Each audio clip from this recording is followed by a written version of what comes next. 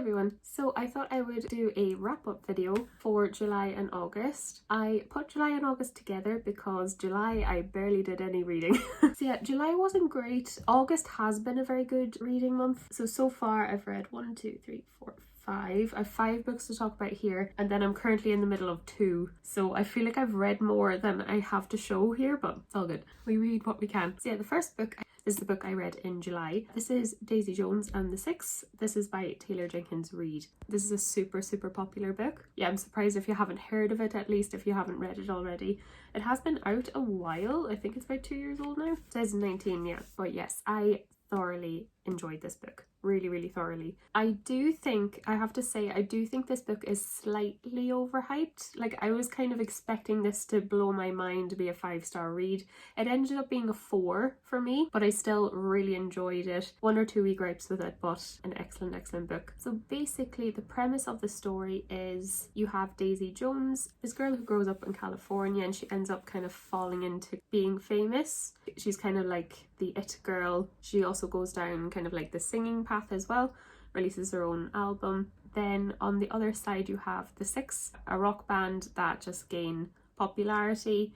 They collaborate with Daisy and they just blow up basically, and it's kind of the story of Daisy Jones and the band, how they work together. It's a very interesting story. I don't think I've ever read a story about a band like this, but it was really quite excellent. What's interesting about this book is how it's written. It's written in an interview format. So yeah, you have Karen, for example, saying something, then Graham, and everyone's saying it from their perspective. It's like the interviewer is sitting down with each person and they're all giving their own perspective of what happened at a certain time in the band. And it does kind of play with that, how an experience could be so different from one person to the other. So that is always a really interesting point to read from. So yeah, it was very fun to read. The interview format is really cool. It does kind of, I don't know if this is a wee bit of a spoiler, but it does kind of break the fourth wall at the end and you're like, oh yeah, it is an interview. I forgot it is an interview. Yeah, you just kind of get lost in the story. And it's actually quite interesting to read about musicians, or a popular musician. Well, obviously these are fictional. It was kind of like, oh, maybe that's why a band could get together and they release massive hits and are so successful and then drop off the face of the earth. That's kind of what happens here. That's not really a spoiler because that's kind of given at the back. But yeah, you're kind of like, ah, yeah, that's why. Where from public knowledge you could be like, why didn't they continue? They could have made like so many more albums. But yeah, so the story is kind of about that, how Daisy and the band kind of get together, their music journey, kind of like the highs and lows of celebrity and the music industry and that. And it's based in the 1970s. And actually, I think Jenkins Reid based this off Fleetwood Mac. So yeah, it was a very interesting read, really fun, really unique, and yeah, I would definitely recommend it. I gave it 4 stars overall. My gripes with it are, I found it a little predictable. Like, I kind of knew what was going to happen the whole way through. I found Daisy to be a very engaging character, though she's very hyper unrealistic. She's just kind of this it girl who never eats, who just is on drugs constantly. I think she's high for the entirety of the book, yet she's so stunning and can sing well with no singing lessons. You know, it's kind of like she's this painted perfect pop star, but really she's not. But like, I don't know, maybe a woman could be like that, but she is quite hyper unrealistic. But she is an it girl, I suppose. I found Billy, who's the main singer of the Six, to be very predictable as well. Obviously he kind of goes down the drugs and alcohol route and then tries to recover, and I just found that story very predictable too. The kind of clashes of personalities in this, I found it a bit predictable. I really loved actually Billy's wife. I really liked her character. She just seemed like a really strong person. But yeah, it was just really interesting. It really showed people's egos and how someone could be maybe unconsciously inconsiderate to someone else. Just generally, I think my only gripe is that I was like, ah, yes, I know what's going to happen. But you know, it was a good book. It was excellent. Really unique format. The thing is with a book based on music, you're kind of just dying to know what the music sounds like. So I think this will translate very well. I think it is being adapted actually. I think Amazon Prime are going to do a show. This will be adapted well, I'd say, because obviously it's music, it's fictional music, and they're talking about these songs that are like on the top of the charts and you're like, I want to hear it. But yeah, this was an absolutely excellent book. Really liked it, but wasn't the 5-star prediction that I thought it would be. The next book I read was Circe by Madeline Miller. This I read mostly in July, and then it kind of fell into August as well. I have to say, this book took me forever. Like, it really took me forever. I think because I am quite a chapter person, so I'll read a chapter and then put a book down. And the chapters are quite small in this book, so I think that's what happened. But this took me ages. This is Greek mythology retelling, so it's about Circe, the daughter of Helios, and she's kind of this half god, half nymph, and her siblings are able to use kind of their version of magic, I suppose, and that is banned basically from the Greek mythology world, and she ends up being banished. Yeah, just basically it's kind of about Circe's life, and obviously Circe is immortal, so it's kind of about Circe kind of becoming her own person, and actually her character development is the best thing about this book. You just really see how innocent she is at the start and how she grows and learns, and how she's a completely different person by the end of the book. Yeah, it was really interesting for that perspective. I don't have any Greek mythology knowledge. You don't need to in order to read these books, so Song of Achilles as well, you don't really need to in order to read them. If you do though, I would say you would have enjoyed these more. Like obviously you have Athena, you have mentions of Zeus, you have Hermes, you have Odysseus, he's a major character in this as well. So obviously those are big players in like the original Greek mythology, like the Iliad and that. So I think if you do have a working knowledge of Greek mythology, you will enjoy this better. I ended up giving this 4-star, maybe realistically a 3.5. I did find this a bit slow. I did find it a bit boring, and I didn't really find myself wanting to pick it up. But at the same time, when I did pick it up, I really enjoyed it. I did really enjoy the story. So I have a bit of mixed feelings towards it. It is like theoretically a very good book, but personally probably wasn't my favourite book I've read this year or anything like that, but still very excellent. I haven't read Song of Achilles by the same author obviously, but yeah, I've heard that's amazing and I do want to pick it up. So yeah, I suppose my main gripe is that Circe lives obviously for centuries and centuries and centuries, and we know everything that happens to her in her life, with her banishment, with her relationships, with anything that happens to her, it's documented here, and not much happens to her. Like, she gets banished and it's kind of just like her learning how to use her powers and her relationships and how she grows. So like the plot isn't the most exciting thing about this. I think it's definitely the characters, it's definitely Circe herself, how she develops. It's definitely a very feminist text, which is quite nice. The ending of this really lifted it for me. It was very brilliantly ended. Yeah, it was a very well written story. Obviously it is Greek mythology, so it is wacky as you can get. So if you're not used to Greek mythology, maybe read up a bit. But you know, it is definitely very wacky. But yeah, definitely an excellent novel.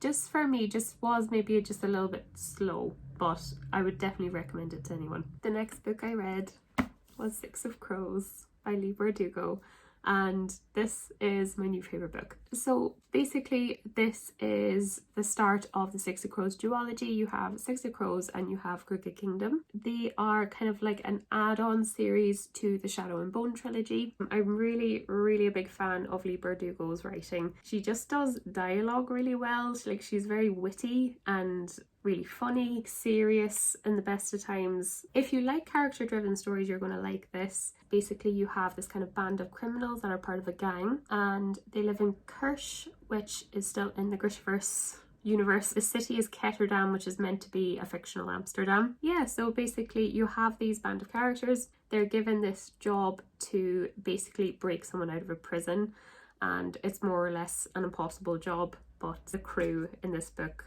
attempt to do it. Yeah, so and it's so much fun. Yeah, basically you have 6 characters. It's mostly 5 points of view though. I don't think you have Wyland's point of view. You get Wyland's in Crooked Kingdom, the sequel, which I'm currently reading. So you have Kaz Brecker, he's kind of the main character. He's kind of the head lieutenant basically of the Dregs as their gang. He's highly intelligent, so he can kind of like read something and remember it, and he can work out schemes really well. He's this expert.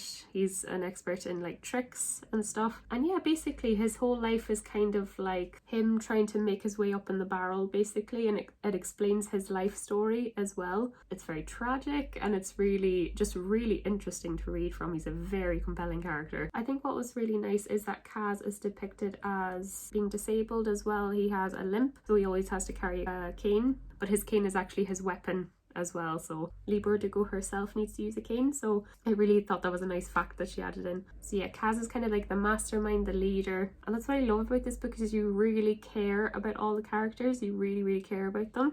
You have Inej as well, his kind of right hand woman. She was kind of rescued by Kaz. She was kind of taken by slavers and sent to work in this place called the Menagerie, which is more or less a pleasure house, and he kind of rescues her from that, buys up her indenture. She is an expert at aerobatics and stuff, so she can climb walls really silently, so she gathers up information. She's really excellent with knives, and their relationship is amazing. Like, I am full on Knej shipper. Love their relationship. It's so funny because this book is told by each character's perspective. The plot is delivered by everyone's point of view. So for example, you have like maybe Inej's perspective when they're just entering the prison, you have Kaz's when they just pass the guards, and then you have Jesper's after that. So the plot is kind of carried along by each person's perspective. For Kaz and Inej, it's so sweet because Kaz just has all these romantic feelings in his head, but he doesn't communicate them. Yeah, it's a lovely, definitely slow burn, pining romance. And I really like romances that aren't really romances, placed in books that aren't romance books. Do you know what I mean? So yeah, I love their dynamic. I love their relationship. You also have another relationship kind of going on. You've Matthias, who's Persian, and basically he was brought up to hunt Grisha. So in this world, Grisha have powers and Persians look at them as abominations and stuff like that. So they actually hunt Grisha and kill them. He actually comes across Nina, another character in here, and she is a Grisha, and their relationship is just really interesting too, because it's kind of enemies to friends to betrayal to absolute hatred to like falling in love. Matthias is really interesting because you can see how he has been brainwashed by the people he's been brought up with. I adore Nina as well, really adore her character. She's really confident, and what's lovely is she is described as a plus size person, which is so refreshing, that someone that is plus size is so confident and still so secure in their sexuality and so just celebrated. I don't know, like even her talking about eating is celebrated. Like Matthias, it's like, oh, she savors everything. Really love their relationship too. And Nina is kind of part of the dregs as well. And yet you have Jesper then as well, and he's a wonderful character. He is this sharpshooter, so he's excellent at shooting with guns, and he has a lot of backstory and history and things he's kind of ashamed of. He's a gambling addict as well. He's such a charming person. Like, his dialogue is just so fun to read from. It's not really said here, but he definitely gives off the impression that he has ADHD. He really can't sit still. He's kind of always on edge all the time. Yeah, so basically the story is this band of people trying to break out someone from a prison. It's just so interesting. You fall in love with all the characters. It's so well written. It's so witty. When it's serious as well, it's excellent. I'm absolutely in love with all the characters. I love the relationships, I love the dynamics. I have no faults with this book. I think the only thing that I was kind of thinking of that might be a problem was, and it might not even be a problem because someone can really disagree with me with this, is that the characters are teenagers, but they really do act like they're in their mid-20s. And obviously someone could really disagree with me on that because a lot of them obviously have been forced to grow up. Obviously Kaz is this gang leader and he's only 17, but he sounds like he's got years and years and years experience. But yeah, someone could disagree with me on that, but I do feel like the characters themselves, how confident they are, doesn't really come across as a teenager. Definitely more comes across as like a 22, maybe 23-year-old. They are depicted as a little bit older in the show. I won't shut up about this. I love it. I'm currently doing a Crooked Kingdom reading vlog and I'm loving it. Crooked Kingdom is definitely a little bit more serious. It's definitely darker in tone, definitely more weight of what is happening. Some people would say that you don't need to read the Shadow and Bone trilogy to read these. I really think you should. Like, I really would advise you should, just to get the full enjoyment out of this. I could see people not enjoying this as much if you weren't already kind of aware of the universe and what happens really in the original trilogy. Yeah, they kind of pair with that trilogy really, really well. Love it. I love it so much. I know what I want for Christmas is the collector's editions of these books. I think it has like amazing character art in the end pages and stuff. Love it. No faults. I will die on this hill. I could talk about this forever. I'll stop now. The next two were quick little reads. So the next one I read was A Series of Unfortunate Events. This is the Carnivorous Carnaval and it's book number 9 in the series. So obviously I won't give away the plot too much because it's not book 9 of a 13 book series. But yeah, basically I've been working my way through these. These were my favourite books growing up. Like, I really, really enjoyed them. The Netflix show came out a few years ago and I'm only getting around to it now. So yeah, basically I am reading these and then watching the equivalent shows, and I did that this month and thoroughly enjoyed it. The show did this so much justice, like how they introduced Madame Lulu as well. So she's kind of one of the main characters of this book. How they brought her into the story in the show is amazing. Like, so good. They adapted it so well. These books are just the most well written, witty, amazing middle grade books ever. It's a very interesting book because the author is Lemony Snicket.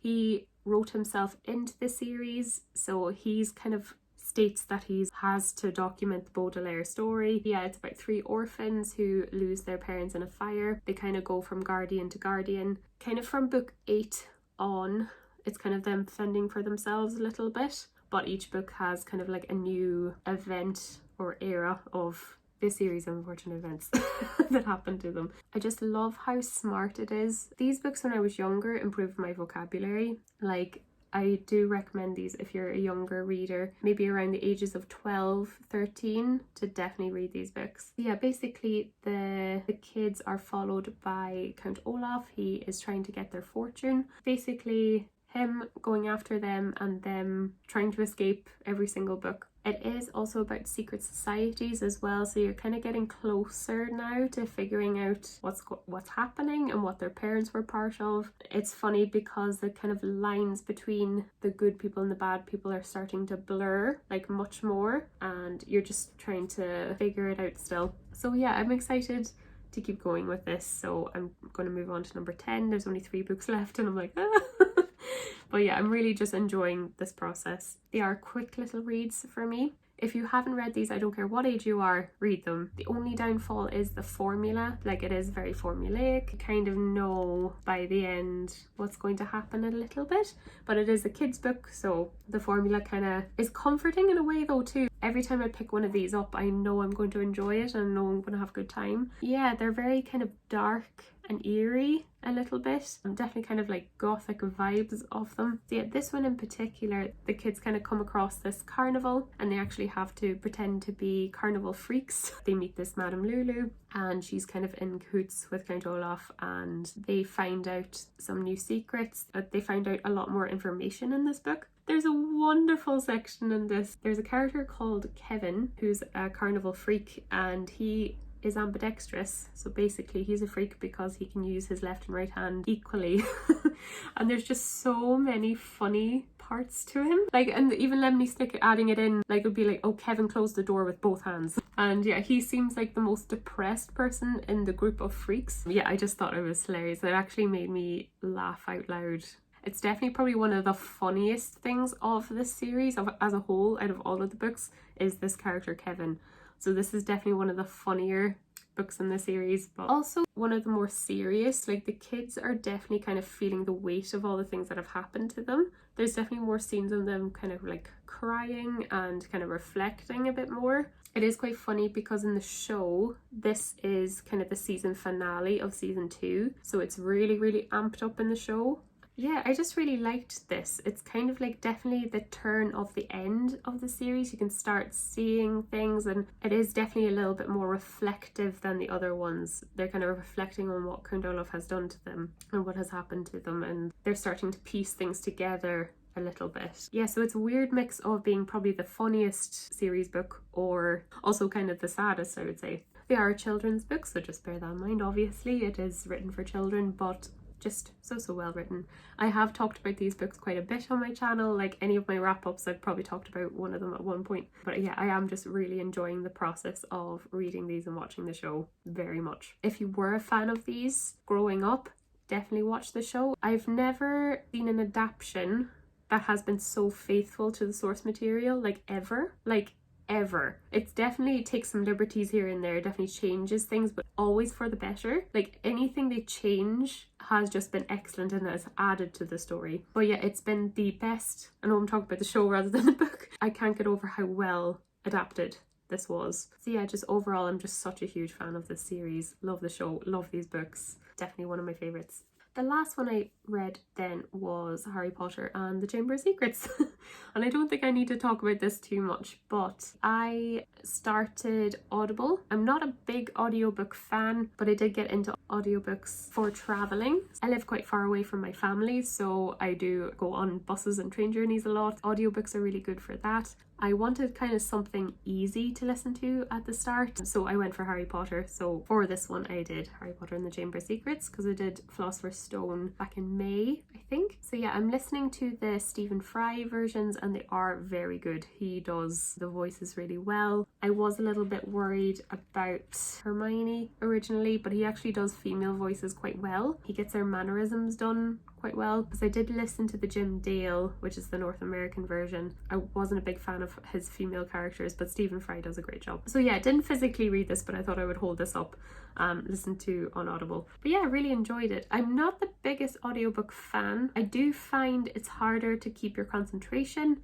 and you do kind of like waver off. Sometimes you're like, oh, who said what? But yeah, that's just me. Maybe if I'm going to read, I'd rather physically read than listen to something. Yeah, great for when you're on a bus, because I can't physically read on a bus. But yeah, basically, I won't talk about this too much. It is the second book. It's definitely, I would say out of the 7, it's probably my least favourite. But I really like the beginning of this book. I really enjoy it. I love when Harry is introduced to the Burrow. It's just really cozy. I love his story of found family and the Weasley family, like taking him in. Yeah, I just found kind of like his summer before this all starts was so cozy to read from. Really loved it. Yeah, I think my favourite quote from this is Ron explaining to his mother, and she's very angry at them obviously for breaking Harry out and using his dad's car, that the Dursleys were starving him, and she kind of overfeeds Harry then. I just think it's so sweet. But yeah, obviously, I think the Weasleys and the Burrow are definitely kind of like my favourite thing about this book. The plot obviously is fun. It's really interesting.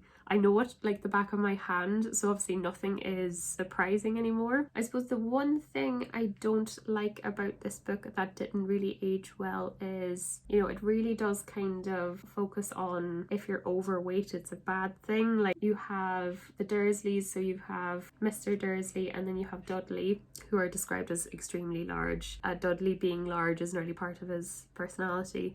There's another girl in this called Eloise Midgen who Hermione has to duel, and she's a Slytherin girl, and they do kind of talk about her being big. You know, just a little bit outdated at this stage. Obviously these came out in the 90s, so obviously very different views on sizing then, but that's probably the only thing that didn't age too well with this. But obviously really nice story. It's Harry Potter, I don't need to go into detail. It's funny, quite a bit happens to Harry. So you have Dobby the house elf is introduced as well, which is lovely. He tries to stop Harry going to Hogwarts, and him and Ron have to go by flying car rather than by train, so they're in trouble from the get-go. You have this beast that seems to be attacking Muggle-born students, and then obviously you have Harry saving the day, Voldemort showing up at the end. Yeah.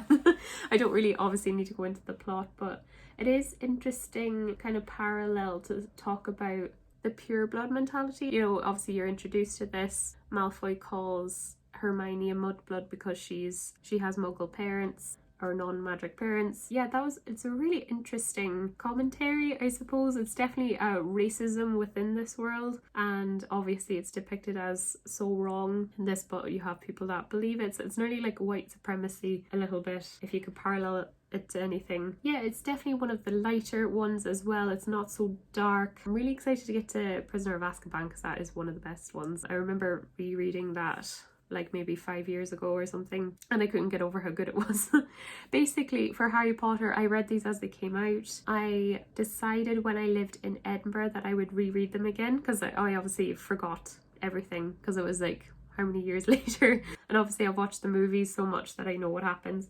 So I think obviously that's going to take away if you know something so much. I feel like I didn't enjoy this listen as much as when I did maybe let's say like 4 years ago when I did my first reread. I really did quite enjoy it. I think for that I read it while I listened to it. So I think I would have enjoyed this more if I just read it rather than listen to it, but it was the audiobook I listened to in August. I suppose another thing I'm not the biggest fan of is like that Slytherin is evil and Gryffindor is good. I wish it was a bit more ambiguous. Like it definitely is the Malfoys and the Crabs and Goyles that are evil and not Slytherin as a whole. I don't know, and obviously you have Salazar Slytherin who creates the Chamber of Secrets and creates the monster who is evil, and I'm like, I wish in Harry Potter it was a little bit more grey. I suppose that does kind of show a bit more towards the end, but you have Harry being desperate to be like, oh, I'm not a true Gryffindor, I could have been in Slytherin. And I don't know, I have a soft spot for Slytherin, and I'm kind of just like, I wish it was a bit more grey. Do you know, I wish it wasn't so black and white. But obviously this is me as an adult reading these. These are children's books. Like Harry is 12 in that age group. What I like about the Harry Potters is that they do kind of get darker and age as Harry ages. So this book really is for a 12-year-old, and the last book is really for a 17-year-old, 18-year-old. So that's what's so great about how they're written as well. But yeah, overall really enjoyed this. Just not a massive fan of audiobooks, to be honest.